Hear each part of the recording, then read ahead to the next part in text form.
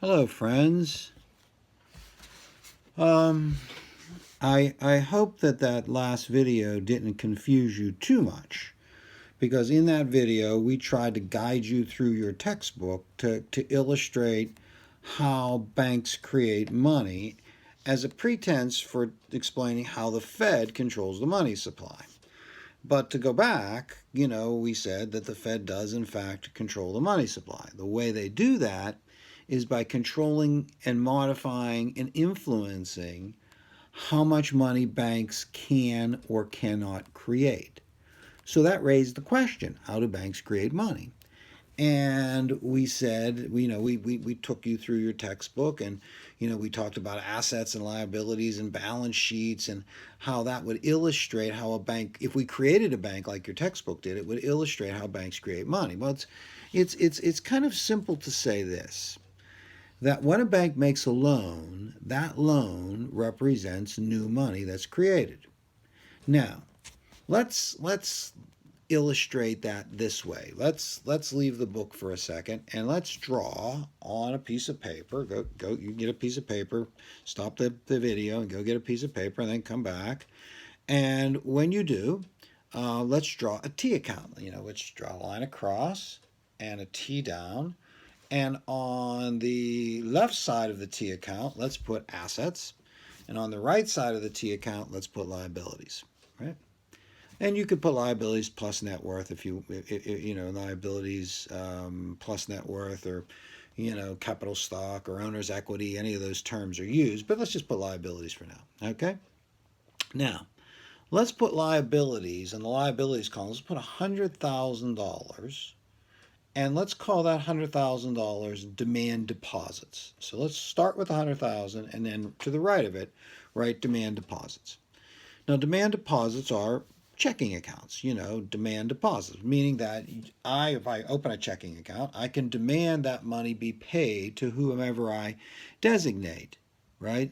So it's a demand deposit account, right? I write a check which is paid to the order of this person. The bank has no choice but to pay that amount because I have that amount of money in my checking account. That's the purpose of the account, right? So, okay, $100,000 in demand deposit accounts. And on the asset side, let's write $100,000, and next to it, let's write reserves. To the left of it, let's write reserves, right?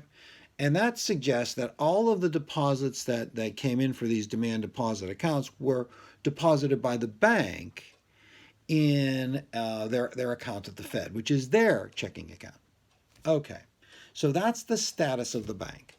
The bank owes people at any given time $100,000, and it has on reserve to meet those demands, right? To meet those liabilities, $100,000. But like we said before, what tends to happen is that the bank isn't going to need that entire $100,000, right? I mean, people come and they deposit money in the bank, and other people take money out, and there's interbank transactions. So this bank discovers that it doesn't need to hold 100% of its reserves. It only needs to hold a fraction of those reserves, hence the fractional reserve system of banking. So let's say it decides to hold 20%, $20,000. The remainder it decides to loan out, $80,000. Now, that $80,000 loan, once it's made, would increase the demand deposits to $180,000. Right? You may say, well, why? Well, because they create a demand deposit, create a check. Right? And until that person withdrew that check and cashed it, it would be $180,000 on the right side.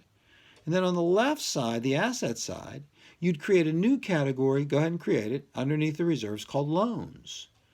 Right? And put 80,000 there. Because a loan is an asset to the bank. It's owed to them, right? It's a liability to the person who borrowed it, but it's an asset to the person that it's owed to. So 100,000, it's 180,000, 180,000, the balance sheet is balanced. Now let's say that person takes that 80,000 that they borrowed and they spend it. Out goes the 80,000. They spend it, and it's deposited in another bank. That other bank withdraws, right, through the Fed, has withdrawn from our bank that we just drew here $80,000 in reserves, right? So now the bank we started with has 100,000 again in checking accounts, and it has 20,000 on reserve and 80,000 in loans, right? That 20,000 in reserves is to pay whatever it needs to support that 100,000. So it has a fraction of its reserves on hand. Now, the $80,000 loan is out there. It's money. It's spending, right? And everybody still has their money in their checking accounts. So this is new money. When the loan is paid back, the money supply goes down by the amount that's paid back. When a loan is made again, it goes up by that amount. I mean, that's the nature of it. Now you might say, well, okay, can the bank loan out 100% of its reserves? Can it do that? No. There are a couple of terms that you have to be familiar with. One is something called the reserve ratio. The reserve ratio is a percentage of total deposits that a bank must hold on hand in a second term required reserve, right? So the reserve ratio is set by the Fed. And so let's assume the reserve ratio is 20%. That means whatever that bank has in deposits, it's got to hold 20% of that on reserve, either as vault cash or in an account in the Fed, right? And the total amount that it is holding on reserve that is required is called the required reserve. So if the reserve ratio is 20%, the required reserve would be $20,000. Any reserves in excess of what's required are referred to as excess reserves. Excess reserves are the amount that the bank can legally lend. So in this case, this bank could legally lend $80,000. That meant that this bank could increase the money supply by $80,000, right? The ball game in banking is excess reserves, right? Excess reserves are how banks make money. Loaning out their excess reserves are how banks make money. I mean, they make money on fees and other things, but for the most part, it's in making loans.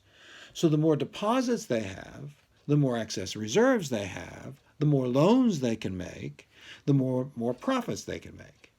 And what banks are always trying to do is find people, individuals, entities that will pay them back, right? Because if you lose your excess reserves, you're losing your most valuable asset. So let's go over that again. The reserve ratio is the percent of total deposits that banks must hold on hand, right? The required reserves is the actual dollar amount that reserve ratio is going to trigger, right? So if $100,000 in deposits, reserve ratio of 20%, required reserves are $20,000. The excess reserves are all those reserves over what's required. So in this case, there was reserves of 100,000, right? Required reserves of 20. The excess reserves were 80,000.